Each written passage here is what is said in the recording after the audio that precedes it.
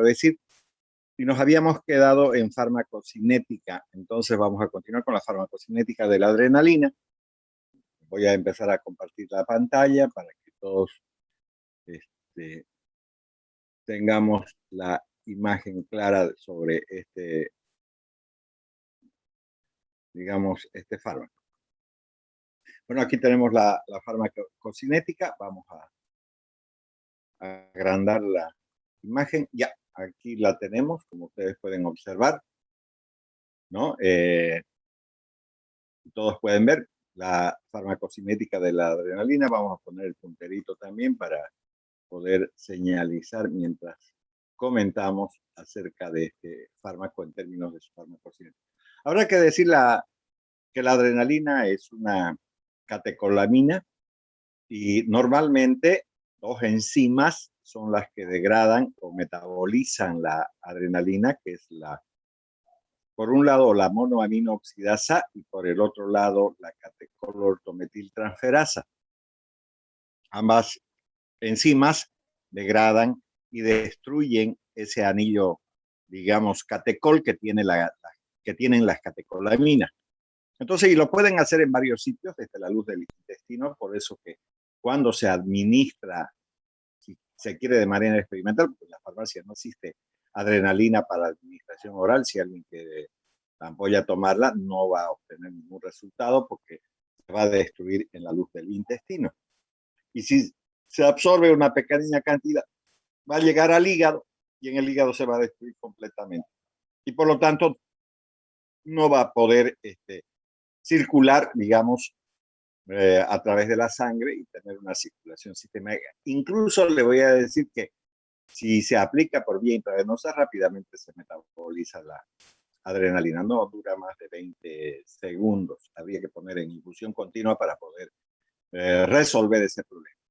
Entonces, como dice ahí la diapositiva, la absorción por esa vía es mala, o sea, por la vía oral, porque son metabolizados con rapidez en el tracto gastrointestinal y durante el fenómeno del primer paso por el hígado. Vuelvo a repetir, hay catecolortometiltransferasa y además monoaminooxidasa en el hígado. La metabolización se debe principalmente, como tienen ahí, a la COMT, dice, entonces eso significa, voy a señalar, la C, catecol, la O, orto, la M, metil y la T, transferasa, que la inactiva. Y esta otra sigla, que es la MAO, es la monoaminooxidasa. Entonces, ahí tenemos las dos enzimas que degradan a la adrenalina. Seguimos con la farmacocinética. No se absorbe ni actúa por vía sublingual. Si se aplica a ese nivel, no hay actividad del fármaco porque además no se puede absorber por esa vía. Por la vía subcutánea tiene acción no muy rápida ni muy potente debido a la vasoconstricción local que llega a producir incluso necrosis tisular si es que se aplica mucha cantidad. Gracias a Dios, generalmente las ampollas de adrenalina o epinefrina no contienen más de 1 ml, la mayor parte de las ampollas que venden en el comercio. No todas, pero para que ustedes tengan en cuenta, no es mucho el líquido. Generalmente 1 ml entra en una jeringa de insulina llenita, ¿no? Que eso es lo que normalmente podemos encontrar en términos de la adrenalina. Bueno, seguimos con la farmacocinética. Si nosotros aplicamos por vía intramuscular, es algo más veloz y más activa. La inyección intravenosa de adrenalina desaparece rápidamente de la circulación, ya lo había comentado, ¿no? Aún poniendo por vena, no dura mucho la adrenalina en el organismo, lo que hace que sea difícil que se distribuya rápidamente por todos los tejidos, porque empieza a desaparecer también rápidamente. Generalmente, alrededor de unos 20 segundos dura. Salvo que usted ponga en suero y lo haga en infusión continua, entonces sí podría mantenerse durante horas, incluso mientras dure, mejor dicho, la infusión continua. Pasan a los tejidos como ser el corazón, el hígado, el riñón, vaso. Escasas cantidades llegan al cerebro porque no atraviesa la barrera hematoencefálica y si lo hace es de demasiado pequeña cantidad que no influye, pese a que en el sistema nervioso existen receptores alfa y beta. Estoy hablando del sistema nervioso central. Y entonces, ¿cómo hay receptores en el sistema nervioso central? Porque pues las terminaciones neurológicas del sistema nervioso en muchas regiones del encéfalo se produce adrenalina o noradrenalina y por lo tanto existen esos receptores, pero que periféricamente pase la barrera hematoencefálica no lo puede hacer el medicamento. Seguimos con la farmacocinética. Aquí tenemos también si se puede administrar por vía inhalatoria, ¿no? Porque, a ver, los boxeadores, ese deporte, el de los puños, también le llaman de las narices rotas, suelen sangrar los boxeadores y entonces le ponen un cotonete con una crema que tiene adrenalina y puede generar, digamos, una vasoconstricción y parar la hemorragia mientras dure los diferentes rounds del boxeo. No puede quedarse, digamos, lleno de sangre, porque si no, no va a poder respirar y lo van a derrotar, digamos, al boxeador. Pero también, cuando se habla de esta vía, no solamente se habla de una aplicación tópica, como estoy mencionando yo, sino también por inhalación. Entonces, se agarra, se abre una ampolla, se pone generalmente en agua destilada, se puede conectar a un nebulizador que vienen estos aparatos, digamos, con actividad eléctrica, su motorcito funciona así, ¿no es cierto? O también en los hospitales se usa el balón de oxígeno con un recipiente donde contiene la adrenalina que está disuelta en suero fisiológico, o muchas veces también se puede aplicar, digamos, con agua destilada. Y entonces su acción es sobre todo local, sobre los bronquios, pero algo de la droga se absorbe y puede producir en alguna medida efectos de tipo sistémico, menos obviamente a nivel del sistema nervioso central, porque ya hemos hablado que este medicamento prácticamente no cruza la barrera hematoencefálica. La rápida terminación de la adrenalina se debe a la recaptación por las terminales nerviosas sinápticas de donde se libera lentamente y se denomina captación neuronal. Aquí tenemos un pie sináptico, aquí en esta parte superior, en la parte, digamos, donde se unen estas dos líneas, se puede ver unas figuras que están representando a las mitocondrias. Aquí dice mitocondria incluso, ¿no? Donde se produce la monoaminoxidasa. Estas vesículas contienen, vamos a suponer, adrenalina, y cuando es liberada el espacio sináptico se vuelve a introducir, a eso se denomina recaptación de la adrenalina, y entonces la monoaminoxidasa que se produce en las mitocondrias, bueno, vuelvo a repetir, es una enzima que degrada la adrenalina, pues la destruye, la inactiva cuando existe esa recaptación. También voy a mencionar, como ya lo hice en otras oportunidades, la cocaína, por ejemplo, no es la que mantiene despierto a la gente. Lo que hace la cocaína es bloquear la recaptación de adrenalina. Si no hay recaptación de adrenalina, la adrenalina se queda en el espacio sináptico, y como en el espacio sináptico en realidad no existe ninguna enzima que la destruya, no existe ninguna enzima que la destruya en el espacio sináptico, no en la unión neuromuscular o en la unión neuronal, no estoy hablando de eso, estoy hablando del espacio sináptico, ahí no hay enzimas, y entonces eso se acumula en ese lugar, y entonces la cocaína hace, vuelvo a repetir, que no se recapte, se acumule, y es la adrenalina la que mantiene despierto, no la cocaína, porque la cocaína es un anestésico y lo único que hace es evitar la recaptación de adrenalina, que se acumule la adrenalina, y la adrenalina es la que mantiene despierto, no la cocaína en sí. Ya, entonces, reacciones adversas, ¿no? La mayoría de las reacciones adversas son signos de hiperactividad adrenérgica, cuya intensidad siempre va a depender de la dosis y del estado previo de la función cardiovascular. Por ejemplo, está totalmente contraindicada la administración de adrenalina en el hipertiroidismo, sobre todo en la tirotoxicosis o enfermedad de Hashimoto. Entonces no se puede administrar adrenalina porque obviamente genera solo la presencia de esta masa voluminosa que está hipersecretando, digamos, hormona tiroidea, una estimulación importante a nivel del corazón, generando taquicardia, y si usted le pone pues adrenalina, el problema aumenta de manera superlativa. Entonces, eso habrá que tener en cuenta en ese tipo de pacientes diabetes también. Seguimos con las reacciones adversas. Provoca una intensa activación estimulante beta 1 cardíaca, puede provocar taquicardia sinusal excesiva y incluso generar estas arritmias. Entonces, ocasionando taquicardias hasta extrasístoles, fibrilación ventricular, palpitaciones que causan desasosiego en el paciente. La vasoconstricción, que también, si estamos hablando del aparato cardiovascular, entonces tenemos que hablar de la vasoconstricción, origina fenómenos necróticos locales y en el lugar de aplicación, sobre todo si esta inyección es de tipo subcutánea y con grandes volúmenes, porque con pequeños volúmenes no ocurre esos fenómenos necróticos. También habrá que evaluar que la cantidad del fármaco va a variar lógicamente entre los niños, los jóvenes adultos y los ancianos. Y la hipertensión arterial que va a provocar, digamos, siempre antes de poner adrenalina, habrá que medir la presión arterial. Que quede claro que el esfingomanómetro o tensiómetro no es para todos los seres humanos.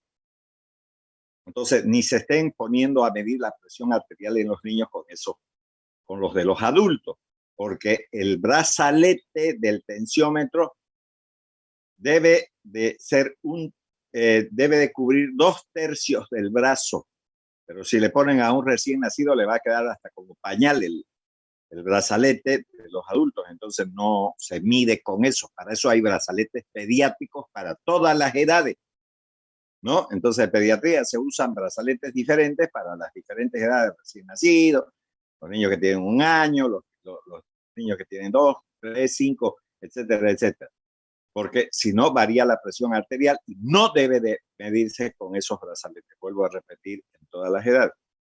Bueno, esa hipertensión arterial puede desencadenar hemorragias cerebrales, o sea, lo que se denomina ACV, accidentes cerebrovasculares, lo cual habrá que tener siempre presente a la hora de administrar este medicamento. Entonces, eso para tenerlo presente. Bueno, a nivel del ojo, ¿qué reacciones, digamos, adversas puede provocar? La adrenalina aplicada de forma tópica puede generar pigmentación corneal, trastornos de la visión, tras tratamientos prolongados sobre todo. La adrenalina puede causar también sensaciones de intranquilidad, ansiedad, tensión, miedo, vértigo, palidez, dificultad respiratoria y palpitaciones. Todas son acciones periféricas, no son acciones centrales, porque ya vuelvo a repetir, si pasase la adrenalina lo hace en muy pequeña cantidad, cosa que no genera ningún problema en las personas normales. No va a generar ningún problema, digamos, la aplicación de la adrenalina. Todo lo que se está viendo ahí en la diapositiva son acciones de tipo periférica, no de acción central. Eso que quede también bastante claro.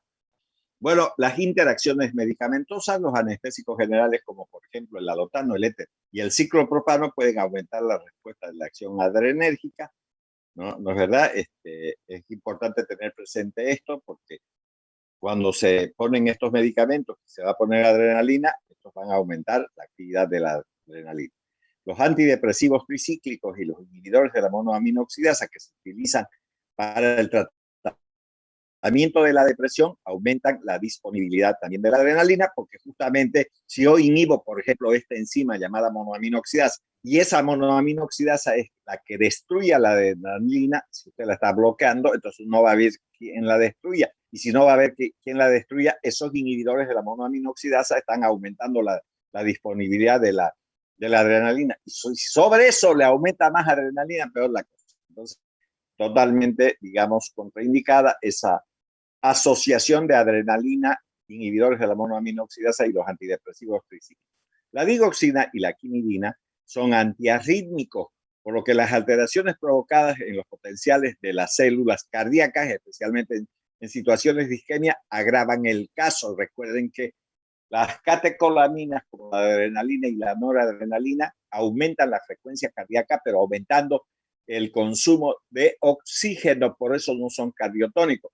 En cambio, la digoxina sí es un cardiotónico, hace exactamente lo mismo que la adrenalina, pero no genera consumo de oxígeno. Y la quinidina es un derivado de la quinina, que es un medicamento que se usa para el tratamiento del paludismo. En el árbol de la cinchona o en el árbol de la quina, como quieran ustedes, ¿no es verdad? se puede extraer ambos alcaloides, porque obviamente existen los dos en ese árbol de donde se extrae la quinina, que sirve para el paludismo, y la quinidina, que es un antiarrítmico, que quede claro. La indometacina es un medicamento analgésico antipirético no esteroideo, ¿no? Que puede potenciar también los efectos de la adrenalina mediante la inhibición de la síntesis de prostaglandinas. ¿No es verdad que eso es lo que hace la indometacina? Inhibe las prostaglandinas, llevando a cuadros graves de hipertensión arterial. Vamos a ver ese tipo de problemas cuando veamos AINES, comenzando por la aspirina, siguiendo con el paracetamol, la novalgina, el ibuprofeno y todos los medicamentos que pertenecen al grupo, que hay alrededor de 6 grupos, ¿no es cierto?, en ese tema de los AINES. Muy bien, seguimos con las contraindicaciones. La adrenalina no debe de usarse en pacientes afectados de angina de pecho, que es la angina cardíaca, o también llamado angor pectoris. Entonces, habrá que estar pensando en los vasos coronarios cuando estamos hablando de esta angina de pecho, y existe 3 formas clínicas de presentación: la arteriosclerótica, la espástica y la mixta. Entonces, en ninguno de esos casos debe de utilizarse adrenalina, porque aumenta el consumo de oxígeno y empeora el cuadro de aquellos pacientes afectados de angina de pecho o angor pectoris, como quieran ver. Debe usarse con mucho cuidado en ancianos con lesiones miocárdicas, ¿no? Por eso hay que revisar al paciente antes de aplicar, digamos, el medicamento. También está contraindicado en el hipertiroidismo, ya lo hemos hablado. En la hipertensión arterial grave también está contraindicada. Y la administración de la adrenalina debe evitarse en pacientes que son tratados con beta bloqueantes, por ejemplo, el propranolol, que es un medicamento beta bloqueante no selectivo, debido a la potenciación de los efectos vasoconstrictores mediados por los receptores alfa-1 adrenérgicos. Porque si usted bloquea los receptores beta, que son los beta 1, beta 2 y beta 3, entonces quedan libres los alfa, y entonces la acción alfa de la adrenalina aumenta la acción vasoconstrictora, y entonces en vez de mejorar con los beta bloqueantes, digamos, la hipertensión, se empeoraría asociando con la adrenalina. Bien, en esta diapositiva van a ver que este corazón tiene incluso movimiento. Pueden observar que hay varias obstrucciones en los vasos coronarios, ¿no es verdad?, producido por arteriosclerosis, y obviamente han bloqueado las conducciones, y ustedes pueden ver unos vasos blancos que han ido apareciendo en número de 3, que son los bypass. Generalmente se saca un pedazo de la vena safena, ya sea interna o externa, y se aplica entonces esos vasos a nivel del corazón, como ustedes están viendo, y eso se denomina bypass. Entonces se usa en las bradicardias, en el paro cardíaco también, y aquí voy a hablar claramente para aclarar lo que dice la diapositiva. No es que esté mal, digamos, escrita. En primer lugar, si existe paro cardíaco, entonces se debe y se puede y tiene que hacerse, si el médico lo valora de esa manera, en una persona que ha sufrido un paro cardíaco, por ejemplo, en una sala de quirófano o en cualquier parte.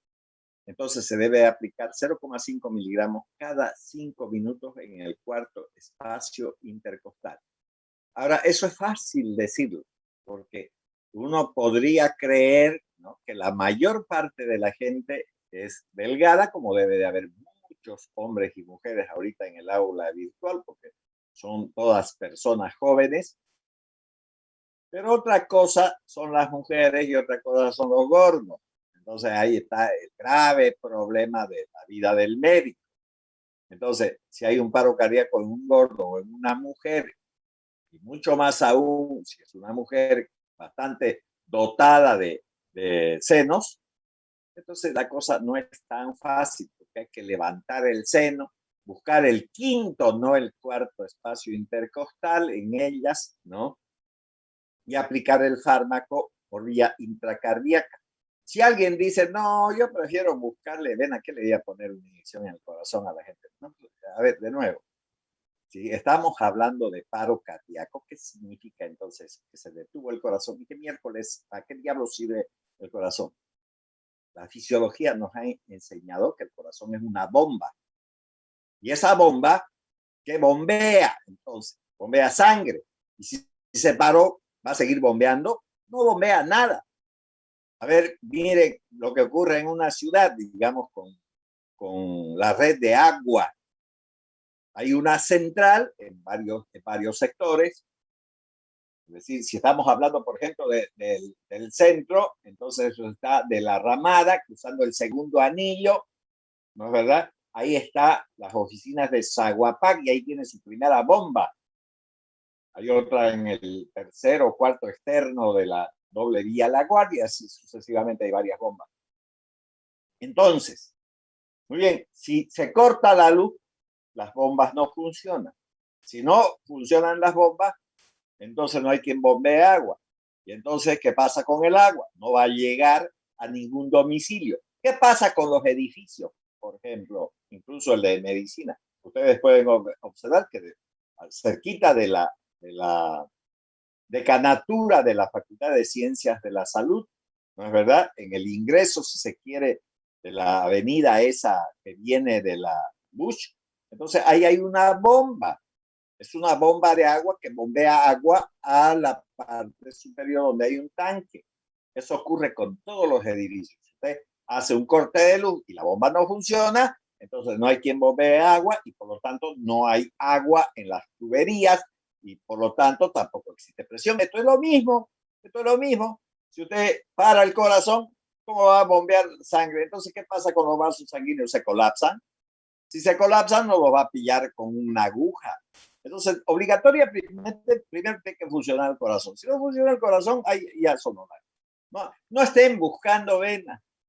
Si alguien cree que eso lo está haciendo bien, no, entonces quiere decir que no razona nada, ¿no? Vuelvo a repetir, yo no he puesto que el corazón es una bomba. Yo eso he estudiado en fisiología y supongo que ustedes también. Incluso hay una ley de Franklin sobre la bomba cardíaca, ¿no? Entonces, hay una ley y la ley se tiene que cumplir y está hablando de una bomba que es el corazón. Bueno, si se paró, obligatoriamente usted tiene que ponerle adrenalina en el cuarto espacio intercostal.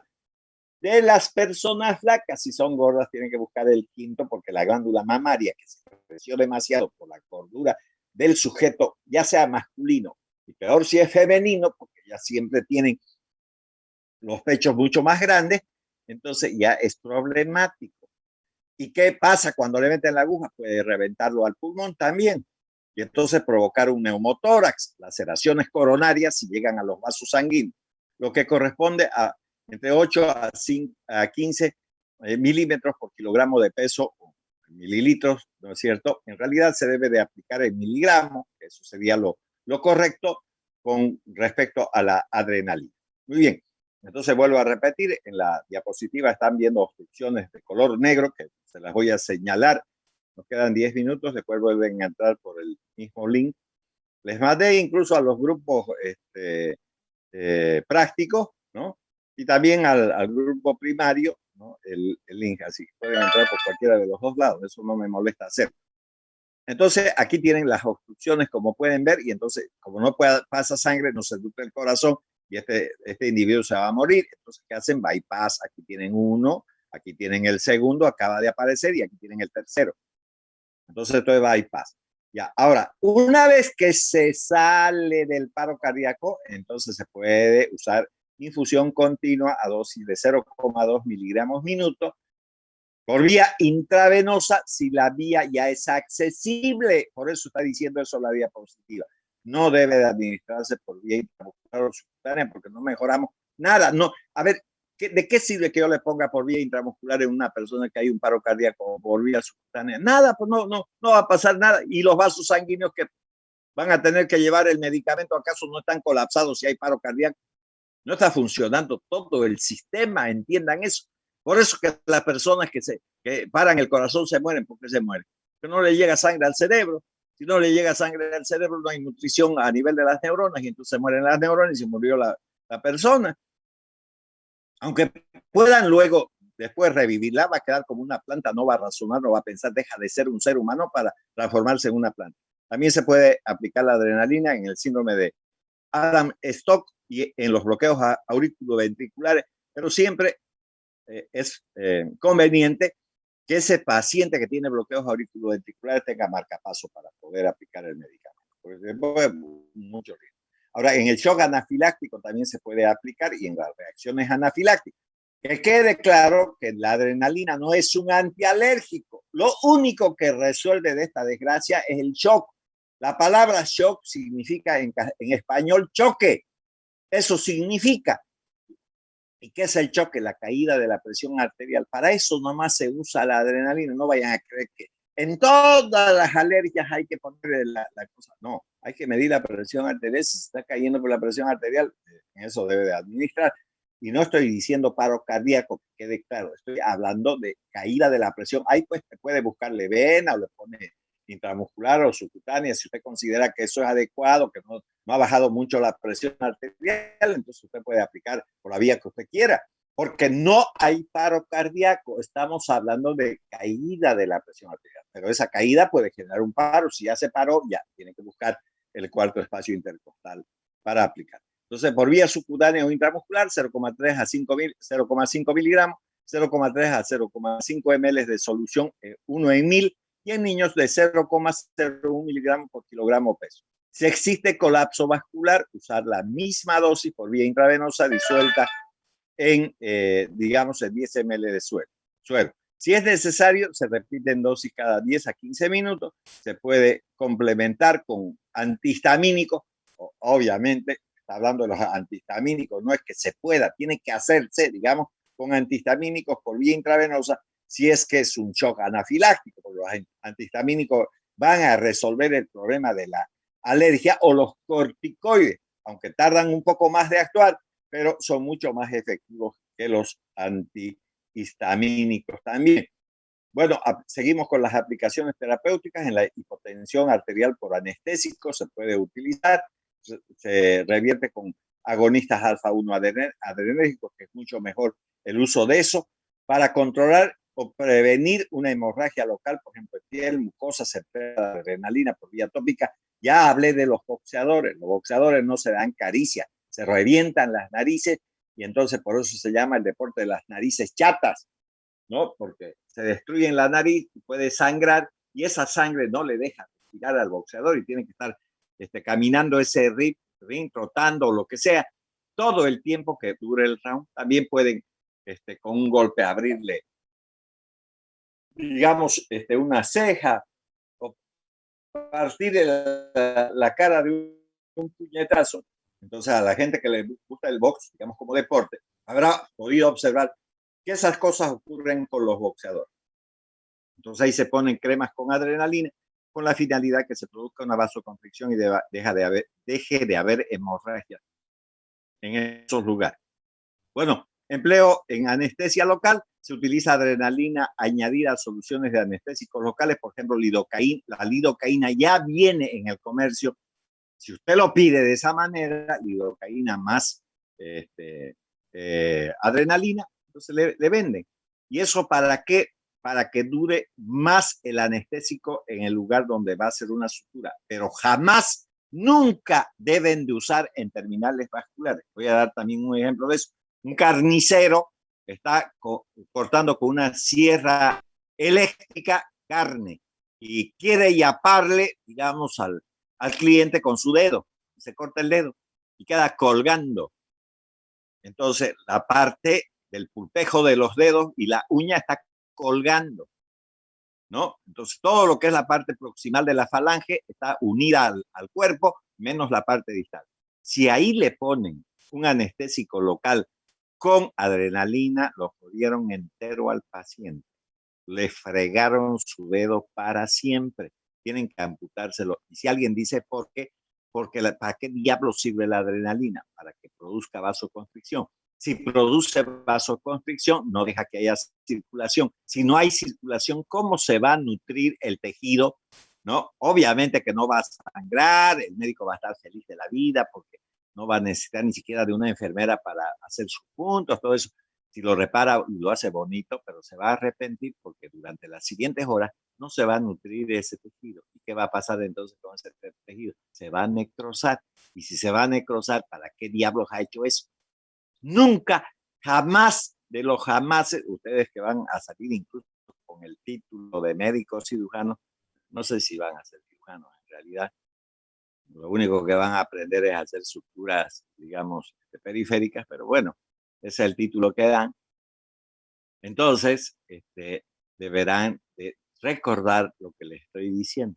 Pero si no es una terminal vascular, entonces sí se puede usar.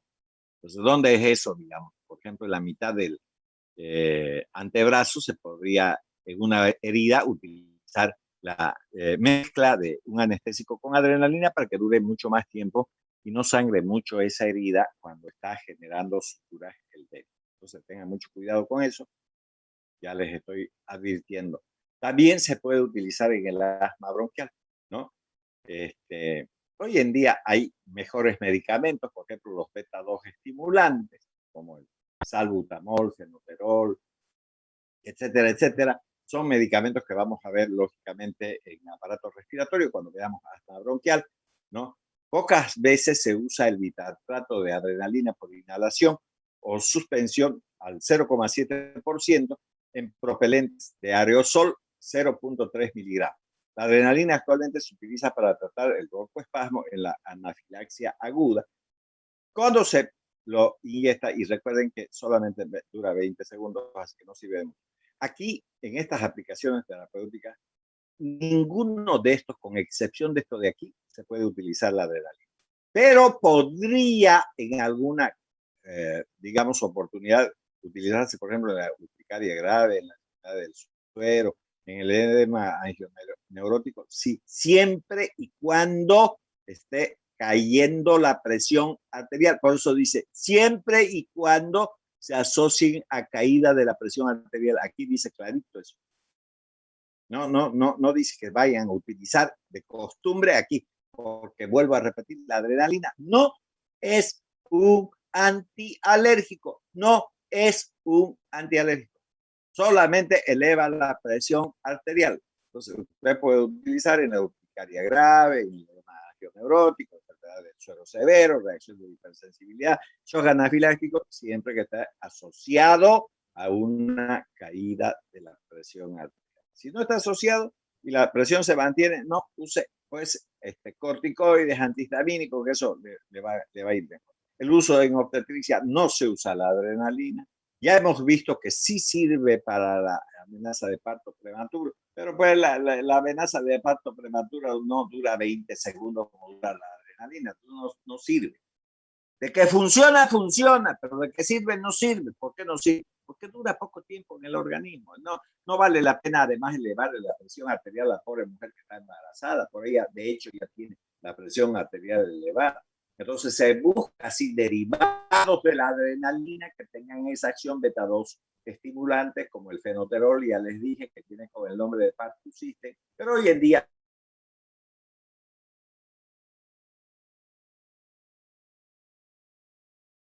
con, obviamente, acetilcolina, que es el otro neurotransmisor del sistema nervioso autónomo. Entonces, compartimos la diapositiva. Habíamos quedado en esta diapositiva. Estábamos diciendo que no se utiliza en el parto porque mantiene la acción alfa-adrenérgica y la mujer podría estar además con hipertensión arterial, entonces no sirve para nada. Pero sí derivados beta-2 adrenérgicos como el fenoterol, que viene con el nombre de Partu System. Hoy en día incluso no se usa eso, sino los bloqueantes de los canales de calcio, por ejemplo el nifedipino, para mencionar alguno de ellos, ¿no? Porque hay el irradipino, el amlodipino y demás cuestiones, que son medicamentos bloqueantes del calcio y que se utilizan para el tratamiento de la hipertensión. Cuando nos toque hablar sobre eso, ahora estamos en el sistema nervioso, pues los vamos a tocar también. En el glaucoma, el bitartrato de adrenalina en colirio al 2% puede utilizarse en el glaucoma crónico simple con ángulo iridio corneano abierto, ¿no? Una o dos gotas en el saco conjuntival, 2 veces por día se puede utilizar. Hoy en día existen mejores medicamentos para el glaucoma, así que también ha caído a un segundo plano el uso de esto. En la hipoglicemia, en los casos graves de hiperinsulinismo, cuando se está hipersecretando insulina por tumores o cánceres, podría utilizarse como medida de emergencia puede utilizarse la adrenalina a razón de 0,5 miligramos por vía subcutánea acompañada de carbohidratos para mejorar la glicemia. Recuerden que la insulina tiene la capacidad de transportar la glucosa al interior de la célula y disminuir la glicemia. Bueno, aquí tenemos las presentaciones entonces de la adrenalina. Viene con el nombre de epinefrina, hay para inyección parenteral, mejor dicho, viene con autoinyector parenteral que viene con el nombre de EpiPen, para uso oftálmico, nasal y en aerosol también. Entonces, las presentaciones parenterales, uno en 1000, 1 miligramo, uno en 2000, 0,5 miligramos, uno en 10.000, 0,1 miligramos por ml, y uno en 100.000, 0,01 miligramos por ml para inyección.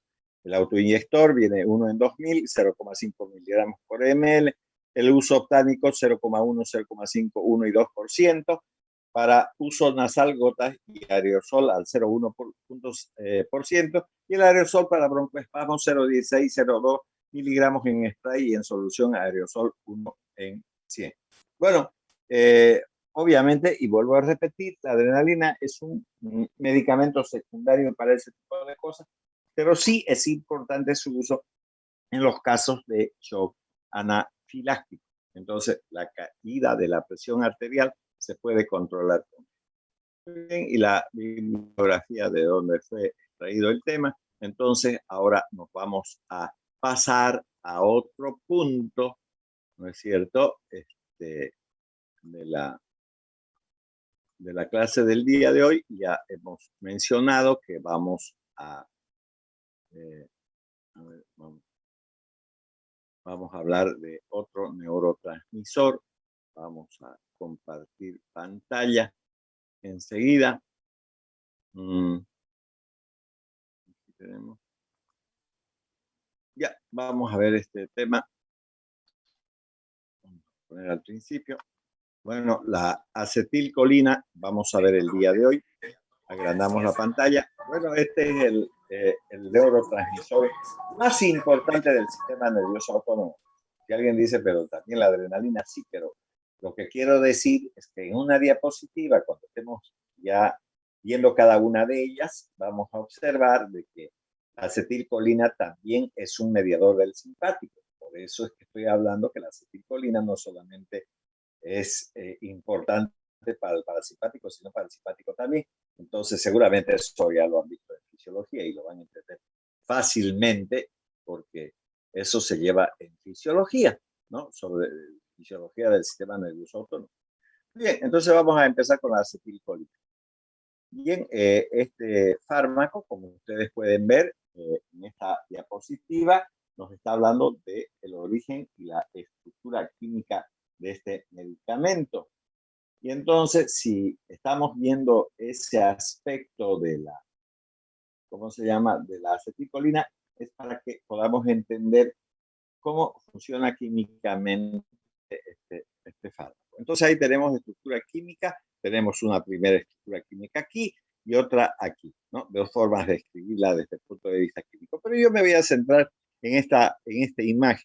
Ocurre que esto es un pie sináptico, lo estoy dibujando a través de esa línea negra, entonces ya tenemos el pie sináptico, obviamente de una neurona parasimpática. Y entonces aparece un componente que es la acetilcoenzima A, que es secretada por las mitocondrias que se sitúan en el pie sináptico. Y entonces esta acetilcoenzima A más un aminoácido, aquí tienen, que es la colina, en realidad es un aminoalcohol, ¿no?, que penetra al pie sináptico. Entonces la unión de estas dos sustancias por medio de esta sigla que dice CAT, entonces como es CAT, no es gato en realidad, porque no está en inglés, es esta enzima, que es una enzima que quede claro, se llama colinacetiltransferasa. Esa colinacetiltransferasa transforma la acetilcoenzima A y la colina en acetilcolina. Esta acetilcolina, cuando ya se ha formado una molécula o miles de moléculas, penetran en estas vesículas denominadas quantum. Y entonces, cuando penetra el calcio al pie sináptico, hace que estas vesículas se dirijan a la membrana presináptica, que es esta línea verde del dibujo del pie sináptico. Esta es la membrana presináptica.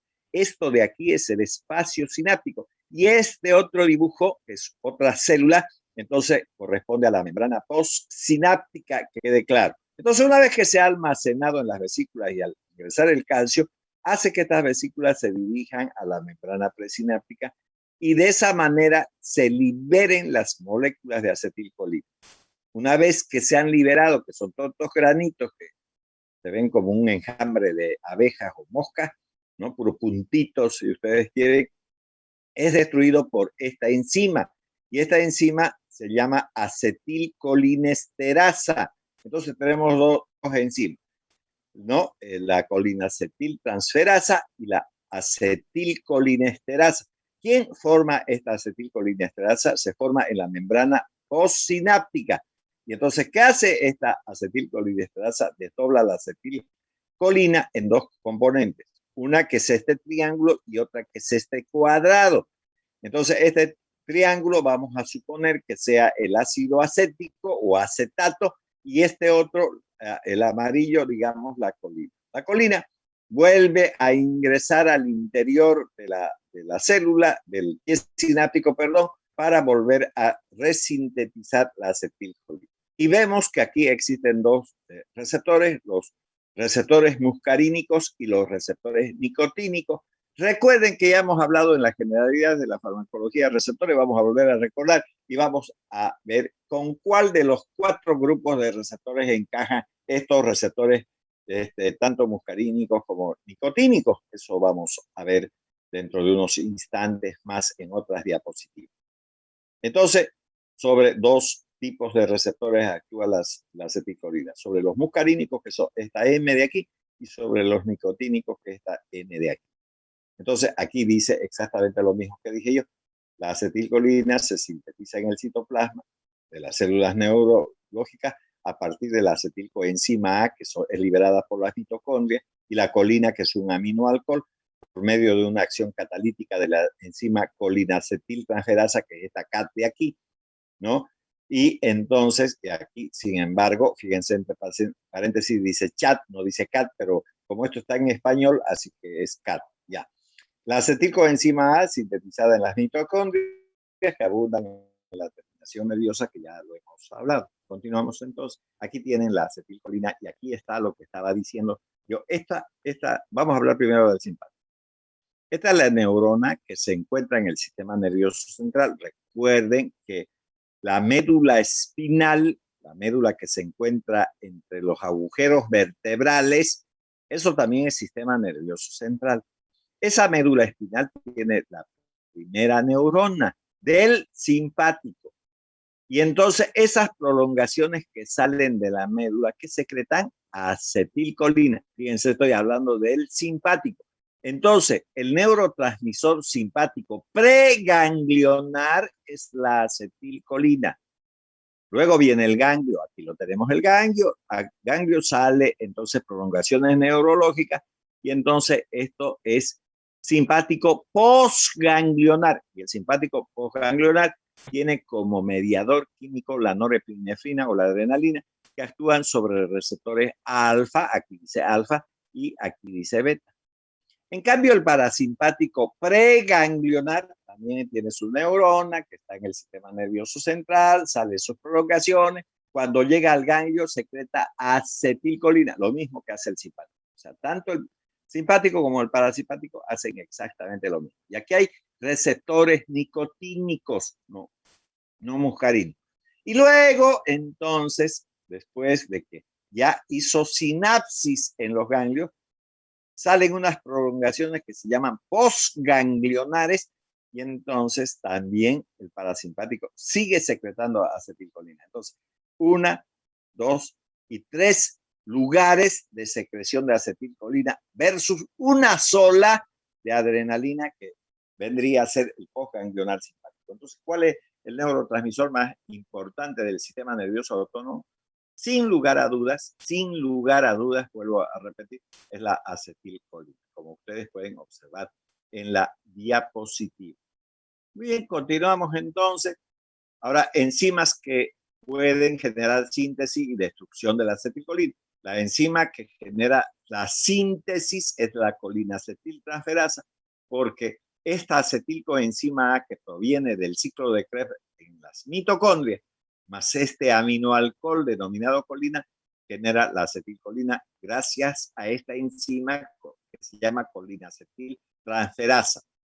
¿Y quién la destruye? Otra enzima que es la acetilcolinesterasa, que degrada esa acetilcolina y la transforma en colina. Otra vez tenemos aquí el mismo aminoácido y el ácido acético. Ya no la acetilcoenzima, sino el ácido acético, también denominado acetato, que luego por vía sanguínea llega al hígado y se metaboliza, e incluso ese ácido acético, que es el vinagre, que quede claro, se utiliza para muchas cosas, muchas funciones, ¿no es cierto?, en nuestro organismo. Muy bien. Entonces ahí tenemos degradación, síntesis y degradación de la acetilcolina. Aquí de nuevo, aquí tenemos esto que estoy señalando y dibujando aquí, es la membrana presináptica. Estas son las vesículas que almacenan la acetilcolina. Y entonces el ácido acético está de fucsia y la colina está de amarillo. Entonces las dos esferas forman la acetilcolina. Esta acetilcolina se va a un receptor pentamérico, por ejemplo, en la placa motora neuromuscular, y entonces se asienta en las subunidades alfa, que generalmente hay dos subunidades alfa, y entonces permite el ingreso del sodio. Estas esferas que tienen en el centro un color naranja, entonces están representando al sodio. Muy bien. ¿Qué pasa con esta membrana postsináptica? Produce esta enzima que se llama acetilcolinesterasa. ¿Cómo está representada en el dibujo la acetilcolinesterasa? Como un enchufe. Cuando se pone en contacto con la acetilcolina, que es esta esfera amarilla y esta esfera fucsia, entonces la acetilcolinesterasa separa la colina, que es un aminoalcohol, la cual se recapta y vuelve a entrar al pie sináptico para volverse a sintetizar la acetilcolina. Mientras que el acetato, ¿no es verdad?, o el ácido acético se queda en este espacio. ¿Cuánto dura en términos de tiempo la acetilcolina antes que sea destruida por la acetilcolinesterasa?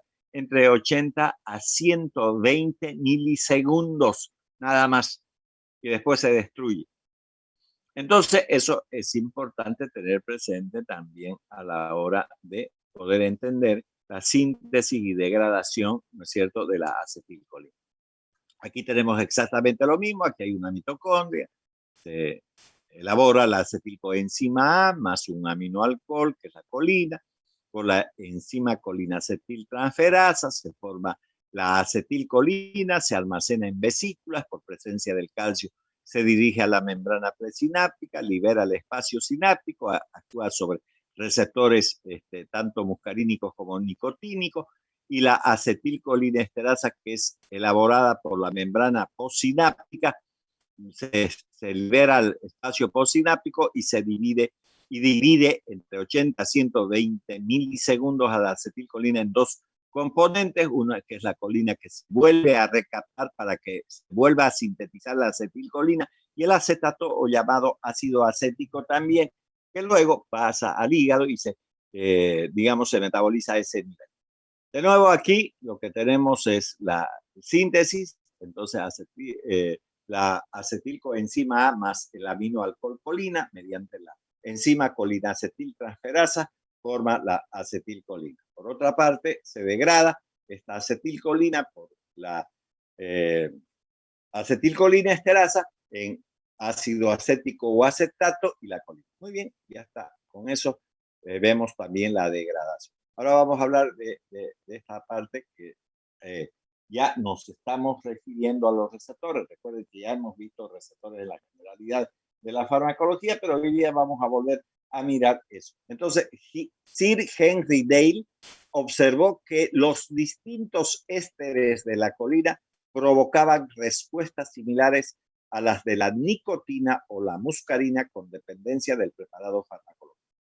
En contraste, los receptores muscarínicos, ¿no es verdad?, ya pertenecen a la familia de los denominados receptores acoplados a proteínas G. Recuerden que esos receptores los hemos conocido en las generalidades de la farmacología como receptores metabotrópicos asociados a proteína G.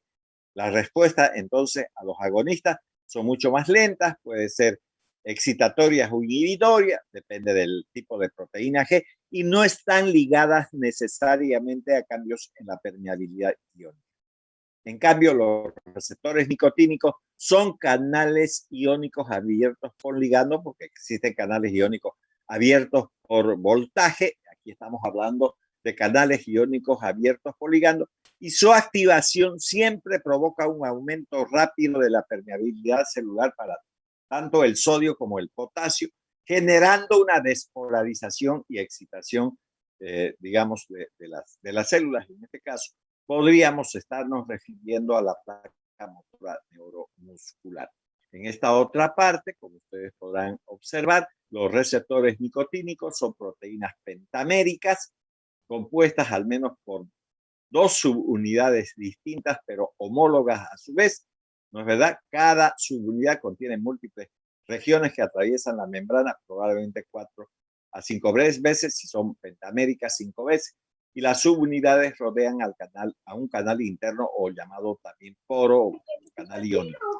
Bueno, una de las subunidades designada con la letra alfa se presenta al menos en 2 copias y forma el ciclo de unión del ligando sobre el receptor. ¿Cuál es el ligando? En este caso, la el receptor pentamérico que tiene 2 subunidades. Los receptores muscarínicos son glucoproteínas con pesos moleculares de 80.000, pertenecen a una superfamilia de proteínas receptoras cuyas funciones están mediadas por la interacción de la proteína. Son receptores de 7 dominios de transmembrana y que tienen un grupo amino externo y un grupo carboxilo interno que hace contacto con la proteína G. La proteína G a su vez tiene 3 subunidades, la alfa, beta y gamma. Eso ya vimos cuando estábamos hablando sobre el receptor. Al igual que con otros miembros de esta familia de receptores, el análisis de hidrofobicidad de sus secuencias de aminoácidos predice que atraviesa 7 veces la membrana. Ya les he hablado que este receptor es de 7 dominios de transmembrana que están obviamente unidos entre sí y que luego se van a conectar por un grupo carboxilo a la proteína G. Así los estudiamos en receptores metabotrópicos. Ahora vamos a ver de qué es lo que ocurre con los receptores nicotínicos. Los receptores nicotínicos no son idénticos. El receptor, por ejemplo, muscular, o sea, de la placa motora neuromuscular o de la unión neuromuscular, contiene 4 subunidades distintas en un complejo pentamérico. Penta quiere decir 5. Entonces, alfa, beta, gamma y delta. O alfa, beta, gamma y epsilon. Entonces, los receptores, digamos, nicotínicos en el sistema nervioso central, fíjense que existen también, ¿no? Existen como pentámeros, pero están compuestos solamente por 2 subunidades, ya sean alfa y beta. Cada una de las subunidades alfa y beta se encuentra en regiones pequeñas del encéfalo. Recuerden que además, ya dije hace un momento, al igual que la adrenalina, ¿cómo se llama? La acetilcolina, no atraviesa la barrera hematoencefálica. Entonces aquí tenemos el receptor pentamérico, estas esferas de color lila está representando a la acetilcolina y el sodio está ingresando a través de esos receptores activados por ligando, porque también hay de canales iónicos activados por voltaje. Aquí se ve mucho mejor ese receptor pentamérico. 2 verdes, que son las subunidades alfa, una celeste, que está aquí, que es la unidad beta, ¿no? Y entonces tenemos gamma amarilla y delta, digamos, de color beige o naranja, si ustedes quieren así. Aquí está la membrana celular. Y entonces, si contamos 1, 2, 3, 4, 5, por lo tanto es un receptor pentamérico. Sacamos estas 2 subunidades alfa y las ponemos aquí aquí está el canal, aquí está el poro y aquí está la compuerta. Gate quiere decir puerta, aquí. Entonces, cuando la acetilcolina se une en estos lugares del receptor, entonces se abre esta compuerta y penetra el sodio, como vieron hace un momento. Incluso en esta diapositiva, esta figura geométrica que, digamos, tiene la forma de un cuadrado, en esta parte como un rectángulo, tiene como espesor 4 nanómetros y se llega al citoplasma o citosol, como pueden observar ahí en la diapositiva. En cambio, los receptores muscarínicos, se han detectado 5 subtipos de receptores muscarínicos. Los muscarínicos 1, esta M que significa muscarínicos 1, se encuentran en los ganglios y varias glándulas secretorias. Los muscarínicos 2 predominan en el miocardio. Fíjense, no sé qué día me preguntaron acerca de los receptores, porque no, ustedes tienen que memorizar dónde existe el receptor, no otra cosa. Olvídense de la acetilcolina y de la adrenalina, preocúpense de los receptores. Si ustedes no saben dónde se ubican esto, entonces estamos jodidos. No van a aprender nunca farmacología. Por ejemplo, los receptores muscarínicos 2 predominan en el miocardio. No quiere decir que no hayan otros tipos de receptores. O sea, digamos, no solamente M2. Pueden haber otros, sí, incluso pueden haber nicotínicos. Pueden haber nicotínicos. Pero ¿quiénes son los que predominan? La predominancia no significa que sea el todo, ¿no? Por ejemplo, ¿por qué se llama América Morena entonces? Porque la mayor parte de la gente tiene la piel tostada, no blanca. En cambio, los europeos probablemente sean mayoritariamente, digamos, blancos y los africanos negros. Eso es un predominio, no quiere decir que sean todos. Por eso aquí habla, los M2 son predominantes en el miocardio, eso que quede claro, y por lo tanto la acción siempre va a ser de ese tipo. Y también pueden hallarse en el músculo liso. Los M3, ya tenemos M1, M2 y M3, se localizan en el músculo liso y en las glándulas secretorias.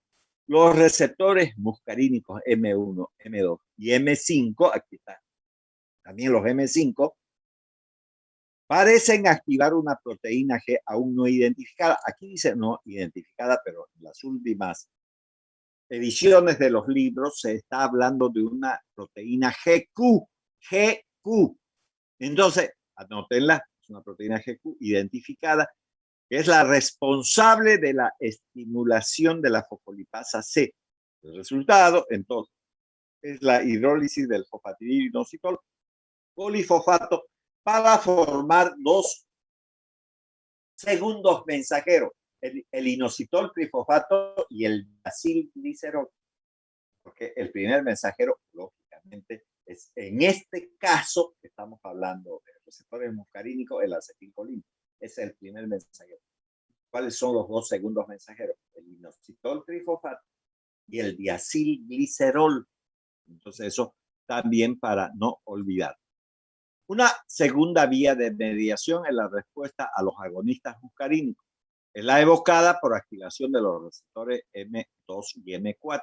Fíjense que en esta otra diapositiva están los M1, los M2, los M3 y los M5, pero no hay M4. En esta aparece el M4, el M2 y el M4. Entonces, estos receptores interactúan con un grupo definido de proteínas G también, pero ya no GQ, en particular las denominadas GI. ¿Qué significa inhibitorio? Eso significa con inhibición, entonces resultante de las adenilciclasas, activación de los canales de potasio en el corazón, por ejemplo, y modulación de los canales de calcio en ciertos tipos celulares. Entonces, eso también que se entienda bien para que no tengamos mucho problema. Entonces, aquí están los receptores de 7 miembros. Aquí tienen, no es verdad, la proteína G con las 3 unidades, ¿no? Sus unidades, mejor dicho, alfa, beta y gamma. La alfa se desprende cuando se une al GTP, al guanosin trifosfato, y apertura estos canales. Aquí también volvemos a ver eso. Entonces, esta que es una GEC, esta proteína G, ¿no? Entonces estimula una enzima que es la adenilciclasa y genera los segundos mensajeros, como es el AMP. cíclico, y ese AMP cíclico trabaja con estos canales también. Aquí, de nuevo, tenemos entonces los receptores muscarínicos. Aquí se ve, no se ve bien el receptor de 7 dominios, que sería este, pero en esta punta está el grupo amino y en esta otra punta está el grupo carboxilo.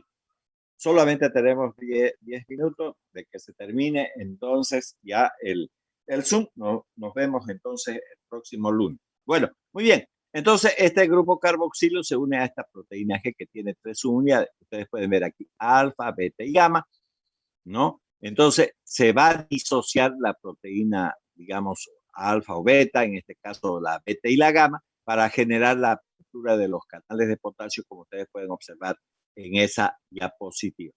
Entonces, en esta otra parte de la diapositiva tenemos fármacos colinérgicos de acción directa, características químicas. Los ésteres de alcoholina, entonces, son de 2 grupos. Inciso A, ésteres de alcoholina más ácido acético. Dentro de ese grupo llamado ésteres de alcoholina y ácido acético, entonces se encuentra la acetilcolina, que es el neurotransmisor original o natural del ser humano, y la acetil, falta una ahí, van a disculpar, dice cetil nomás, y la acetil beta meticolina, o también llamada metacolina, ¿no? Y el grupo B, porque aquí tenemos el grupo A, entonces aquí está el grupo B. Vuelvo a repetirle, no es cetil betacolina, es acetil betacolina. Para poderlo corregir, lo vamos a hacer enseguida, si ustedes me permiten. Fin de la presentación. Vamos a arreglar esto porque no está correcto que esté así. Vamos a ponerle la A, acetil beta. Ahora sí, ya vamos a entonces guardar esto y volvemos a compartir la pantalla. Aquí tenemos entonces, ya agrandamos esto. Ya, entonces ya está corregido. Acetilbetacolina para que no haya ningún inconveniente. Había un error ahí, entonces ya lo hemos corregido. Ya está. Entonces, ya el inciso B, entonces este es el A. Ahora el B, ¿cómo están clasificados? Los ésteres de la colina y ácido carbámico. Ya no ácido acético, sino ácido carbámico, que le confiere una mayor estabilidad al fármaco. Ya no es destruido por la acetilcolinesterasa tan rápidamente, sino por otras colinesterasas que vamos a ver más adelante. Entonces, dentro de eso tenemos la carbamilcolina o carbacol, también así se denomina, y la carbamil beta meticolina o betanecol, como ustedes pueden observar ahí en la diapositiva. Entonces, la esterificación con ácido carbámico del segundo grupo confiere a la molécula una alta resistencia a la hidrólisis por la colinesterasa. ¿Cuál colinesterasa? La acetilcolinesterasa, porque ya está metido este ácido carbámico, el otro tenía ácido acético, así que hay una diferencia importante. Por lo que su acción es mucho más prolongada que la acetilcolina de cualquiera de esos medicamentos.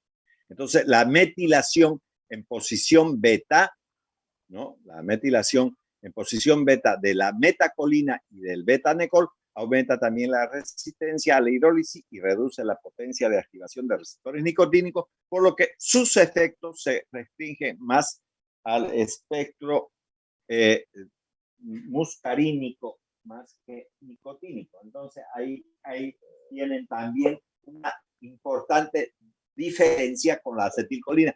La acetilcolina tiene acciones, digamos, sobre receptores nicotínicos y muscarínicos. En cambio, aquí estamos hablando, ¿no?, que estos medicamentos, por ejemplo, la metacolina, el betanecol, aumenta la resistencia a la hidrólisis y reduce también la potencia de activación de receptores, por ejemplo, nicotínicos, por lo que sus efectos son mucho más evidentes en los receptores muscarínicos. Y como les dije hace unos instantes, para poder entender el tema, tengo que tener un ser humano o tejidos aislados, corazón, pulmón, digamos, aparato digestivo, glándulas, lo que sea, e irle poniendo qué tipos de receptores tienen para poder entender. Porque el receptor es el importante más que el fármaco en sí, que en este caso sería, digamos, la acetilcolina. Muy bien, entonces continuamos. Los alcaloides naturales poseen un nitrógeno terciario o cuaternario. Tienen nitrógeno cuaternario, por ejemplo, la muscarina, obtenido de un hongo llamado Amanita muscarina, que es un hongo venenoso, alucinógeno, y un nitrógeno terciario, la pilocarpina, que se extrae de un arbusto del África que se llama Pilocarpus jaborandi, la arecolina de la Areca catechú y su derivado sintético, la aceclidina. Muy bien, eso también es importante tener presente porque hay varios productos de origen natural, comenzando, ¿no?, de la manita muscalina, del Pilocarpus jaborandi y también de la Areca catechú.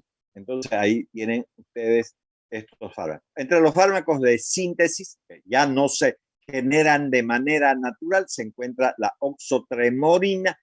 No se usa en medicina esto, pero sí se usa como un medicamento, ¿no es verdad?, en el laboratorio, debido a su poderosa acción en el sistema nervioso, ¿no?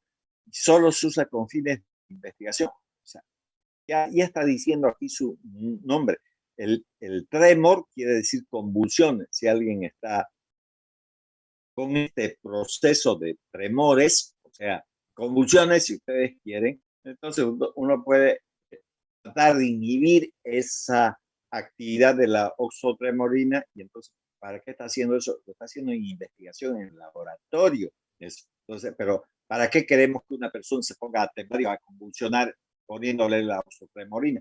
Salvo que sea con fines perversos o incluso se podía utilizar en gases, digamos, por la policía para generar convulsión en la población que está insurrecta o revuelta, cosa que no está permitido por los organismos internacionales, que quede claro. Entonces se usa en el laboratorio para realizar estos trabajos por los animalitos, pero obviamente si la investigación se piensa que puede llegar a un buen resultado para resolver una patología, pues habrá que pedirle a Dios que nos ayude mucho con el daño que se le está haciendo a los animalitos.